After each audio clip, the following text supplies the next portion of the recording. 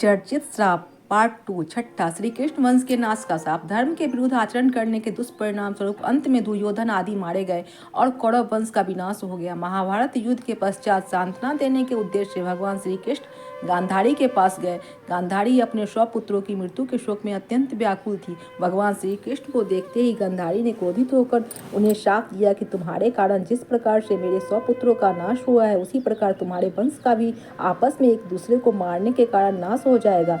भगवान श्री कृष्ण ने गांधारी से कहा, देवी, मैं आपके दुख को समझ सकता हूँ। यदि मेरे वंश के नाश से तुम्हें आत्म शांति मिलती है तो ऐसा ही होगा। भगवान श्री कृष्ण ने माता गांधारी के उस शाप को पूर्ण करने के लिए अपने कुल के यादवों की मति फेर दी। इसका मतलब यह नहीं कि गांधारी ने यदुओं के वंश के नाश का शाप दिया था, उन्होंने तो सिर्फ कृष्ण वंश को शाप दिया था। महाभारत का युद्ध समाप्त हो चुका था। श्री कृष्ण द्वारिका में रहते थे। पांडव भी युधिष्ठिर को राज्य सौंपकर जंगल में चले गए थे। एक दिन अहंकार के वश में आकर कुछ यदुवंशी बालकों ने दुर्वासा ऋषि का अपमान कर दिया। गांधारी के बाद इस पर दुर्वासा ऋषि ने भी शाप दे दिया कि तुम्हारे वंश का नाश हो जाएगा। उनके शाप के प्रभाव से श्री कृष्ण के सभी यदुवंशी भयभीत हो गए। इस भय के चलते ही एक दिन कृष्ण की आज्ञा से वे सभी एक यदु पर्व पर सोमनाथ के पास स्थित प्रभास क्षेत्र में आ गए। पर्व के हर्ष में उन्होंने अति नशीली मदिरा पी ली और मतवाले होकर एक दूसरे को मारने लगे। इस तरह भगवान श्री कृष्ण को छोड़कर कुछ ही जीवित बचे रह गए। एक कथा के अनुसार सांप से सांड के पेट से निकले मूसल को जब भगवान श्री कृष्ण की आज्ञा से तोड़ा गया था तो उसके चूर्ण को इसी तीर्थ के तट पर फेंका गया था, जिससे उत्पन्न हुई झाड़ियों को यादवों ने एक दूसरे को मारना शुरू कर दिया था। ऋषियों के शाप से उत्पन्न हुई इन्हीं झाड़ियों ने तीक्ष्ण अस्त्र शस्त्र का काम किया और सारे प्रमुख यदुवंशियों का यहाँ विनाश हुआ। महाभारत के मौसल पर्व में इस युद्ध का रोमांचकारी विवरण है। सारे यादव प्रमुख इस गृह युद्ध में मारे गए। बचे लोगों ने कृष्ण के कहे अनुसार द्वारका छोड़ दी और हस्तिनापुर की शरण ली। यादवों और उनके भोज्य धनराजों के अंत होते ही कृष्ण की वसाई द्वारिका सागर में डूब गई। भगवान कृष्ण इसी प्रभास क्षेत्र में अपने कुल का नाश देखकर बहुत व्यथित हुए। वे वहीं रहने लगे। उनसे मिलने कभी कभार युधिष्ठिर आते थे। एक दिन वे इसी प्रभास क्षेत्र के वन में एक पीपल के वृक्ष के नीचे योग निद्रा में लेटे थे। तभी जड़ा नामक एक वहलिये ने भूलवश उन्हें हिरण समझकर विष युक्त बाण चला दिया, जो उनके पैर के तलवे में जाकर लगा और भगवान श्री कृष्ण ने इसी को बहाना बनाकर देह त्याग दी। महाभारत युद्ध के ठीक 36 वर्ष बाद उन्होंने अपनी देह इसी क्षेत्र में त्याग दी थी। महाभारत का युद्ध हुआ था तब वे लगभग 56 वर्ष के थे। उनका जन्म 1312 ईसा पूर्व हुआ था। इस मान से 320 ईसा पूर्व उन्होंने 92 वर्ष की उम्र में देह त्याग दी थी। अंत में कृष्ण के प्रपुत्र वज्र अथवा ब्रजनाभ द्वारिका के यदुवंश के अंतिम शासक थे, जो यदुओं की आपसी लड़ाई में जीवित बच गए थे। द्वारिका के समुद्र में डूबने पर अर्जुन द्वारिका गए और वज्र तथा शेष बची यादव महिलाओं को हस्तिनापुर ले गए।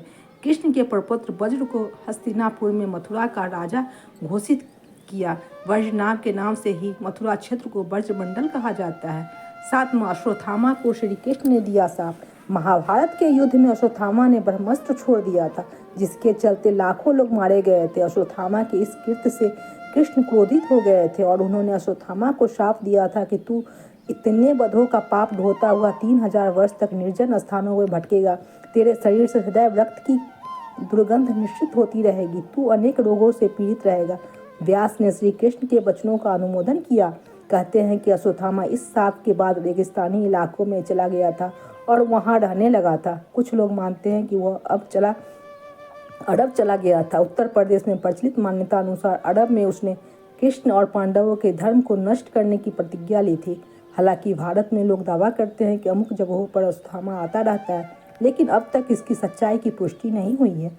यदि हम यह माने कि उनको मात्र 3000 वर्ष तक जिंदा रहने का ही शाप था, तो फिर वे अब तक मर चुके होंगे, क्योंकि महाभारत युद्ध को हुए 3000 वर्ष कभी के हो गए चुके हैं। लेकिन यदि उनको कली काल के अंत तक भटकने का शाप दिया था तो। 8वां, दुर्योधन को मिला शाप। एक बार वेद व्यास ने धृतराष्ट्र से मिलकर कहा कि महर्षि मैत्रेय यहाँ आ रहे हैं। वे पांडवों से मिलकर अब आप लोगों से मिलना चाहते हैं। वही तुम्हारे पुत्र को पांडवों से मेल मिलाप का उपदेश देंगे।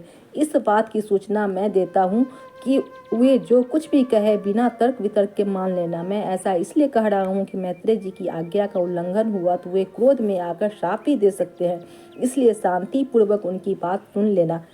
अमल करना या नहीं करना यह तुम्हारे ऊपर निर्भर है। इतना कहकर वेद व्यासी चले गए। धृतराष्ट्र महर्षि मैत्रेय के आते ही अपने पुत्रों सहित उनकी सेवा और सत्कार करने लगे। विश्राम के बाद धृतराष्ट्र ने बड़ी विनय के साथ पूछा, भगवान आपकी यहाँ तक की यात्रा कैसी रही? पांचों पांडव कुशल पूर्वक तो है ना? तब मैत्रेय जी ने कहा, राजन, तीर्थ यात्रा करते हुए वहाँ संयोग बस काम्यक वन में युधिष्ठिर से मेरी भेंट हो गई।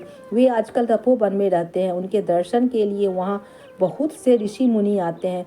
मैंने वहीं यह सुना कि तुम्हारे पुत्रों ने पांडवों को जुए में धोखे से हराकर वन भेज दिया।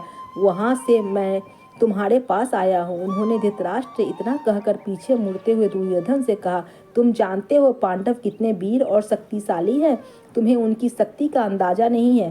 शायद इसलिए तुम ऐसी बात कर रहे हो। इसीलिए तुम्हें उनके साथ मेल कर लेना चाहिए। मेरी बात मान लो, गुस्से में ऐसा अनर्थ मत करो। महर्षि मैत्रेय की बात सुनकर दुर्योधन को क्रोध आ गया और वह व्यंग पूर्वक मुस्कुराते हुए पैर से जमीन कुचलने लगा। और हद तो तब हो गई जब उसने अपनी जांघ पर हाथ से ताल ठोक दी। दुर्योधन की यह उद्दंडता देखकर महर्षि को क्रोध आया। तब उन्होंने दुर्योधन को शाप दिया, तू मेरा तिरस्कार करता है, मेरी बात शांतिपूर्वक सुन नहीं सकता। जा उदंडी, जिस जगह पर तू ताल ठोक रहा है उस जगह को भीम अपनी गदा से तोड़ देगा। बाद में कौरव और पांडवों का घोर युद्ध हुआ और भीम ने दुर्योधन की जंघा पर वार कर अंत में उसकी जंघा उखाड़ फेंकी। नौ माँ द्रौपदी ने घटोत्कच को शाप दिया। जब घटोत्कच पहली बार अपने पिता भीम के राज्य में आया तो अपनी माँ हिडिंबा की आज्ञा के अनुसार उसने द्रौपदी को कोई सम्मान नहीं दिया।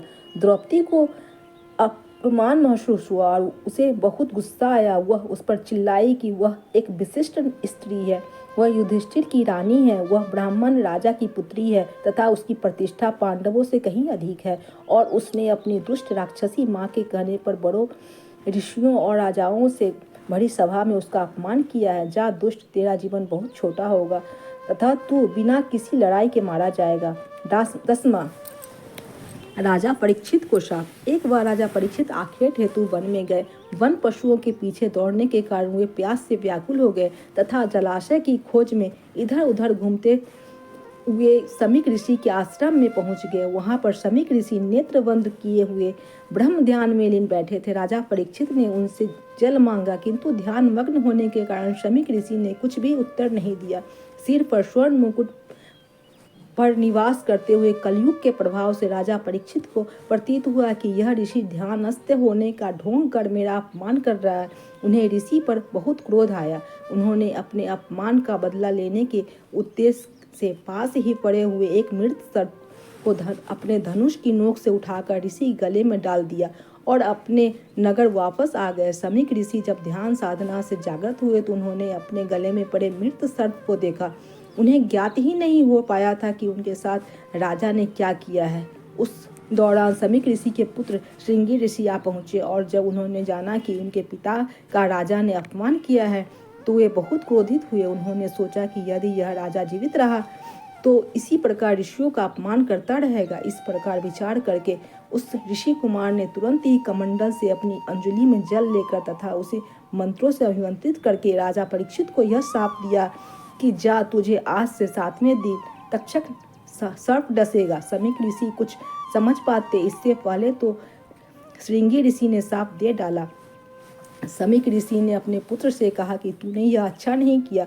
वह राजा तो प्रजा का रक्षक है, उसने इतना बड़ा अपराध भी नहीं किया था कि उसे इतना बड़ा शाप दिया जाए। समीक को बहुत पश्चाताप हुआ। उल्लेखनीय है कि द्रोण पुत्र अश्वत्थामा के ब्रह्मास्त्र प्रहार से उत्तरा ने मृत शिशु को जन्म दिया था, किंतु भगवान श्री कृष्ण ने अभिमन्यु उत्तरा पुत्र को ब्रह्मास्त्र के प्रयोग के बाद भी फिर से जीवित कर दिया था। यही बालक आगे चलकर राजा परीक्षित नाम से प्रसिद्ध हुआ। परीक्षित के प्रतापी पुत्र हुए जन्मेजय को जब यह पता चला कि मेरे पिता की मृत्यु सर्पदंश से हुई तो उन्होंने विश्व के सभी सर्पों को मारने के नागदाह यज्ञ करवाए थे। उन यज्ञों में नागों को पटक दिया जाता था। एक विशिष्ट मंत्र द्वारा नाग स्वयं यज्ञ के पास पहुंच जाते थे। देश भर में नागदाह नामक स्थान मिल जाएंगे। सर्पदाह के एक घनघोर यज्ञ की अग्नि से एक कर्कोटक नामक सर्प ने अपनी जान बचाने के लिए उज्जैन में महाकाल राजा की शरण ले ली थी, जिसके चलते वह बच गया था। जय श्री कृष्ण।